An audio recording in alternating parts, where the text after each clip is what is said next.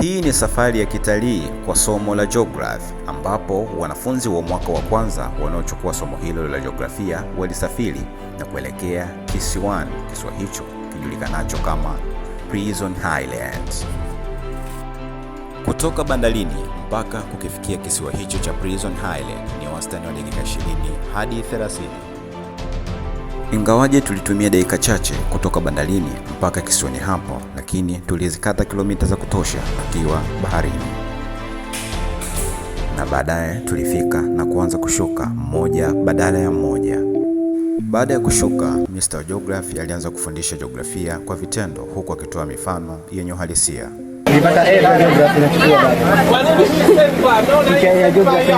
Mchanga unakusanyika hapa. Kwa nini haukusanyika maeneo mengine? Hapa kuna mawe. Na angalieni the same time. Angalieni hydraulic action inapofanya kazi katika kisiwa.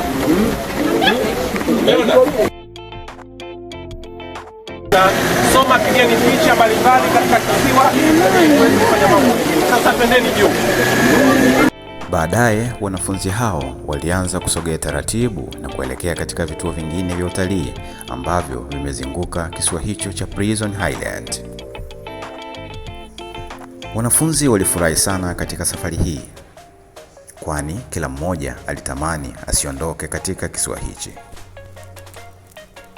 Hivyo mmoja badala ya mmoja tulianza kuingia rasmi ndani katika vituo vingi vya utalii, ama katika vivutio vingi vya kitalii vilivyopo katika kisiwa hichi cha Prison Island. Wanafunzi walifurahi sana kutokana na mazingira yake yalivyo mazuri na pia yenye kuvutia. Kutokana na hali ya mvua iliyoonyesha kwa dakika chache, ilitulazimu tutulie kidogo kwa dakika kadhaa ili kuendelea na masomo yetu ya kijiografia.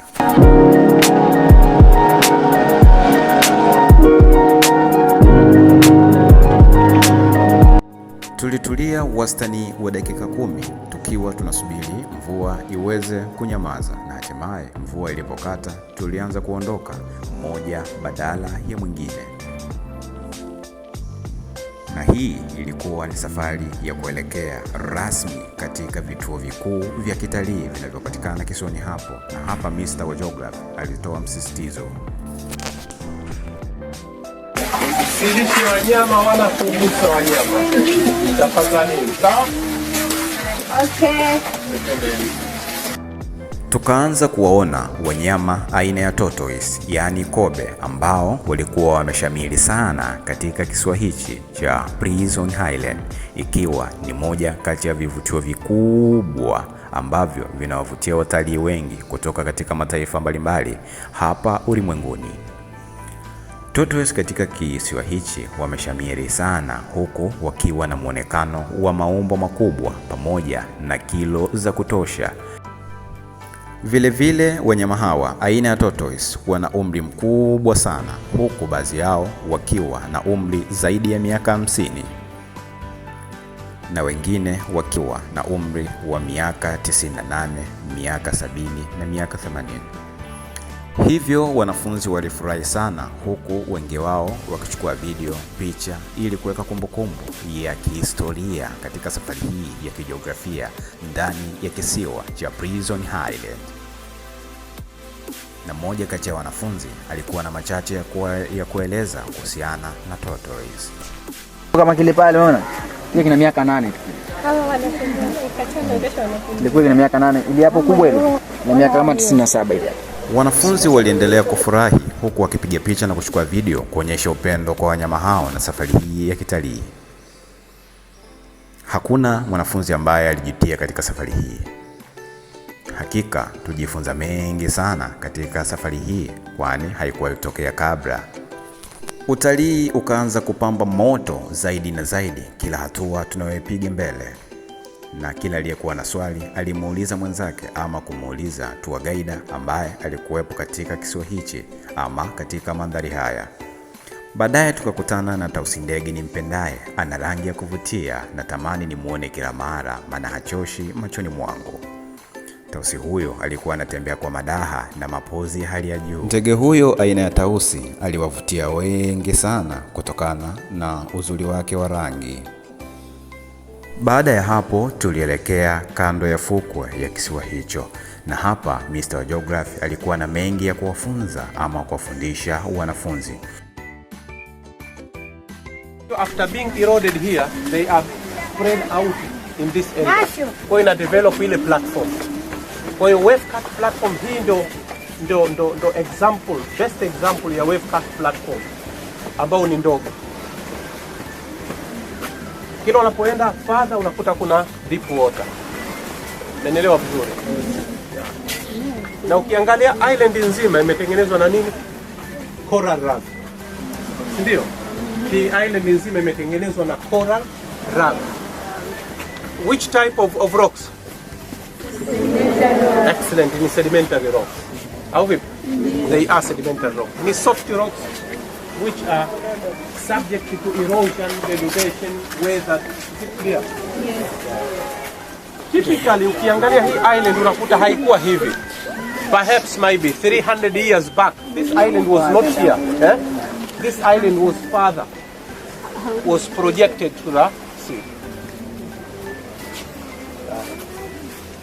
Kama nilivyosema, construction here imetokea more than 200 years back. Na kisiwa hichi kilikuwa maarufu ni Prisoner Island, kina majina matatu. Moja best name ni Prisoner Island kwa sababu mi prisoner yote sugu ilikuwa inaletwa hapa kuhifadhiwa. Hawawezi hapa kufanya nini? Kuogelea kwenda katika kisiwa cha Unguja pale. Hawawezi kuogelea, ni mbali sana pale. Kwa hiyo most of them they cannot. Na chini ya ulinzi mkali. Kwa ilikuwa ni moja katika prisoner ilikuwa very strong prison kwa upande wa Uganda. Lakini in the same time huko nyuma kabla ya kuwa Prisoner Island, black people were taken and being transferred to other countries as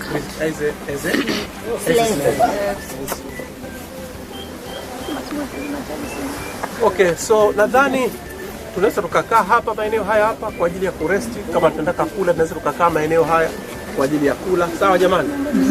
Baadaye tena tutatoa ruhusa watu wa nini vitu vingine. Lakini ni good kwamba we observe hii island ni better sana. Tungeweza kushuka hapa tukaizunguka hii island yote. Pia unaweza kupata good visualization ya development na nini kinatokea na evolution ya hii island over time. Alright? Baada ya hapo tulitembelea museum na hatimaye kuangalia mandhari ya ndani ambayo yalikuwa yanavutia sana na kujifunza mengi kuhusiana na wanyama, uongozi pamoja na kisiwa cha Prison Island kwa ujumla. Kutokana na ukubwa wa kisiwa hicho, tusingeliweza kukimaliza kwa siku moja. Hivyo tulitembelea tu baadhi ya vivutio vinavyopatikana kisiwani hapo, ila vingi tulikuwa bado hatujavimaliza. Hivyo muda ulipofika tulianza kujongea taratibu na kuanza kurudi safari ya kuelekea katika chuo chetu kikuu Sumaiti. Hatimaye kila mmoja alianza kuelekea katika kipando chake na kuanza kurudi taratibu kuelekea upande wa pili, yaani bandarini, na kukiacha kisiwa hicho. Hatimaye safari ilianza rasmi na kukiacha kisiwa cha Prison Island kikiwa kinapepea na kuendelea na mambo yake na shughuli zake za kila siku. Hakuna ambaye alitamani arudi, lakini kutokana na muda basi sote ilitulazimu turudi, maana tulijifunza mengi sana, tena mengi yalikuwa yanafurahisha. Njia hii ya ufundishaji ambayo Mr. wa Geography aliitumia iliwafanya wanafunzi hao wafurahi, waelewe kwa haraka tena kwa urahisi. Hivyo walimsisitiza sana Mr. wa Geography ayarudie tena, kwani walipenda na mambo mengi walijifunza kupitia safari hii.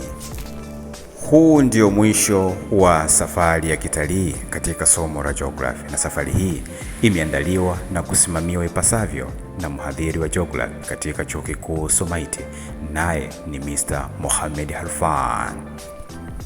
Hivyo asanteni sana kwa kusikiliza makala hii mwanzo mwisho. Niwatakieni wakati mwema.